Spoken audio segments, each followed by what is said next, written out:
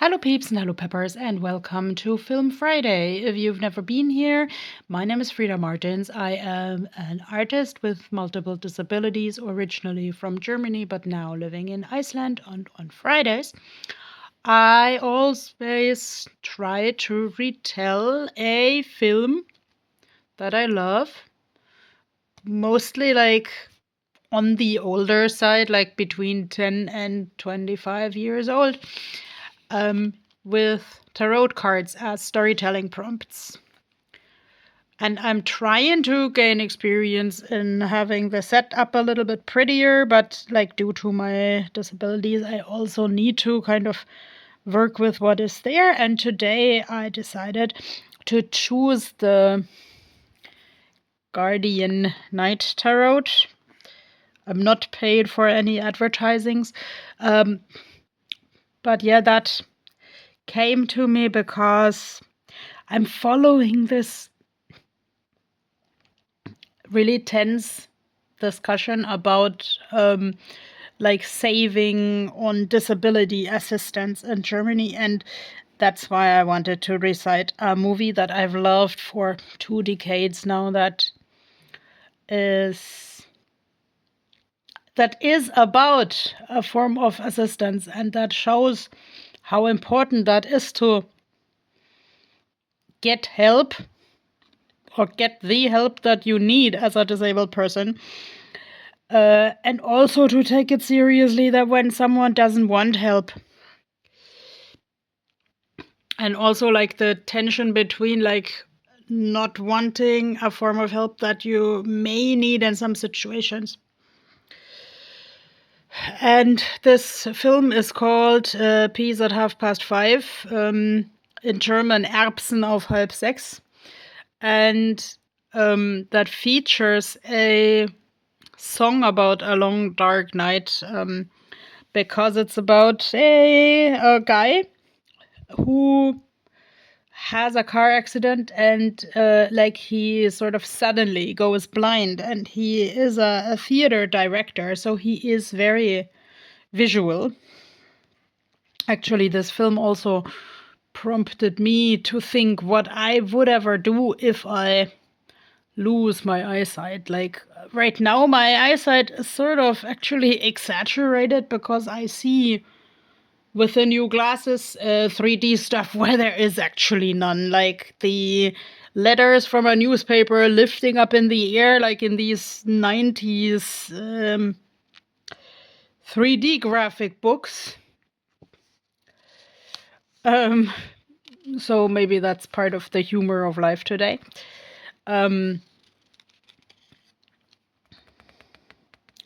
Okay, The Fool.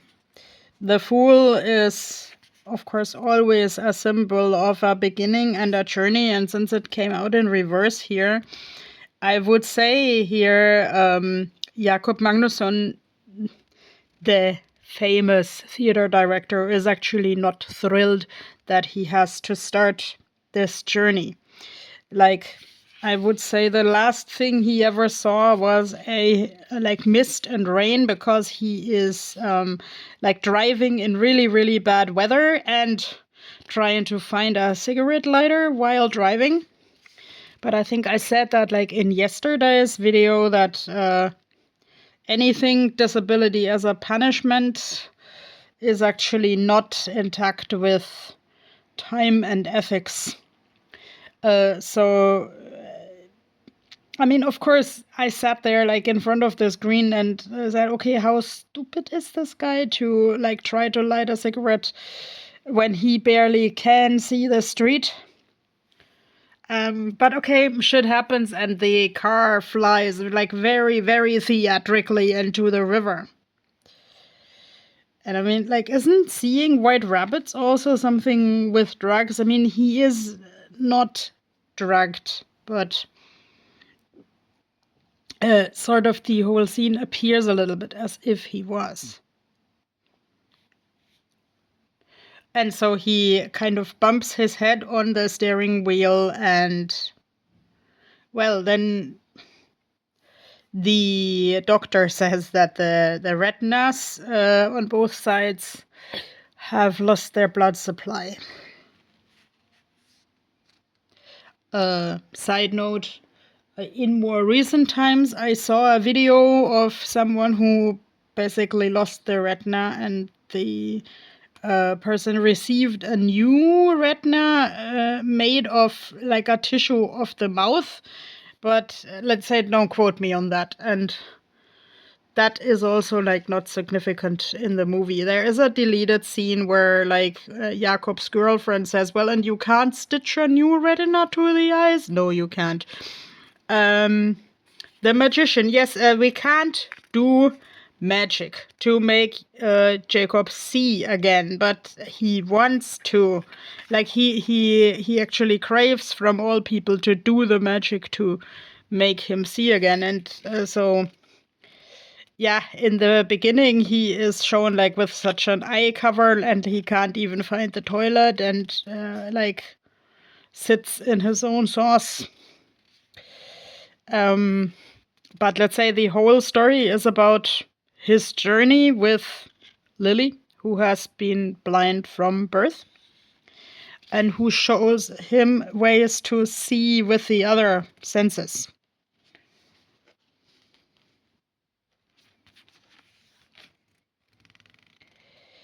The lovers, yes, of course, because this is like really this standard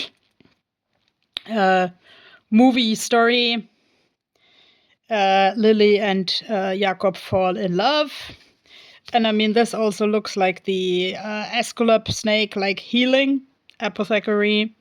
Night Moth is also transformation. Yes, of course, he transforms, and of course also she transforms, because like in the beginning, she is kind of just sent from the social services. "Mr. Magnusson, I would like to invite you to visit our Center for the Blind because you have to learn to dress yourself, wash yourself, and read and write."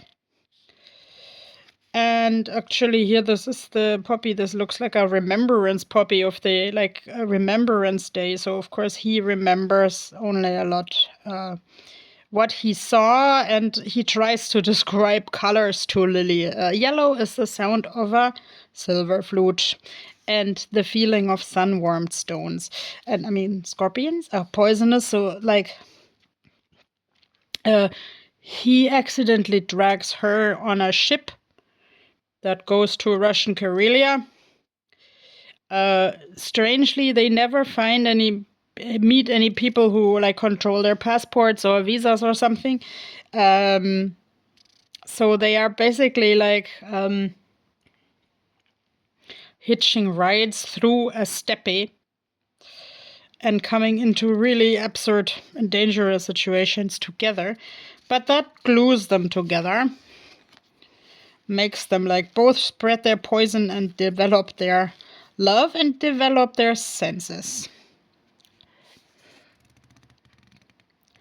Seven of Swords. Swords is always like panic, or like, yeah, of course, Jakob is panicking because like he comes to realize that he can never see again, and he also says, like on the note of this Black Panther, he will never get used to that it's never getting light when he wakes up.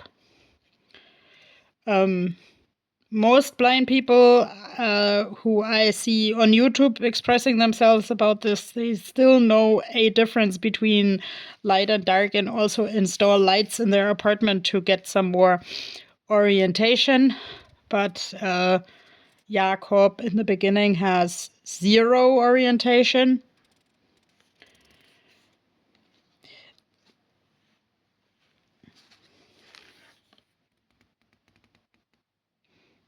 The beaver. Yeah, of course, like in the queer scene, I have heard beaver as a joke word for certain female parts, but I would actually say, of course, for a family film, there is a relatively juicy scene because, Jakob learns to use his senses not only in everyday life but also in intimacy.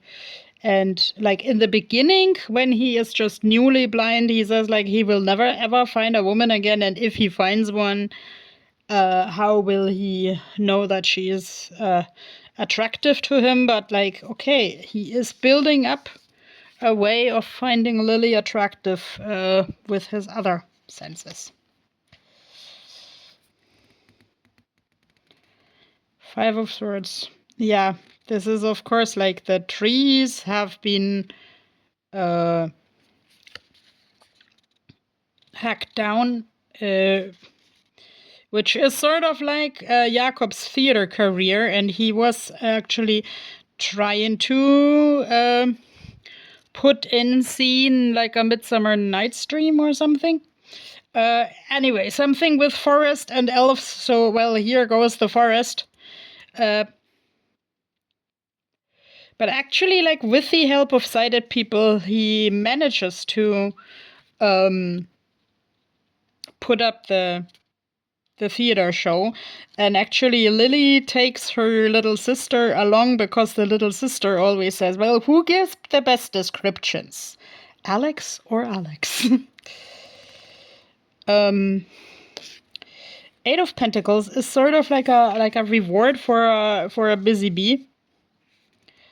And yes, that makes me think of this deleted scene where actually Jakob cheers to his friends with Kampavin. But okay, now I'm thinking in Icelandic, and actually, like the actor who plays Jakob is an Icelander in the midst of plenty of known faces of German film. Of course, his name is Hilmir Snær Guðnason. He was like really, really popular at the time. I haven't heard of him in a long while, but like in the making of, I actually learned he speaks German. So, but I don't know if he would like to be talked to in the street if ever I see him. But let's say I really would be interested in how he thinks today about making this film, especially with all these discussions of cutting down support for disabled people, because let's say, yeah, we need some support to live. I think like one of my for me most interesting parts of the movie was that the mother of Lily, she is called Regine, pretty similar to the main character in the book that I'm writing. And Regine says at some point towards Lily, this blind guy, doesn't have any work anymore. He can't provide for you, and I know you want children, but well, 2 blind people together can't raise children. And then Lily says, well, Mom, you're talking bullshit. And that was actually really cool.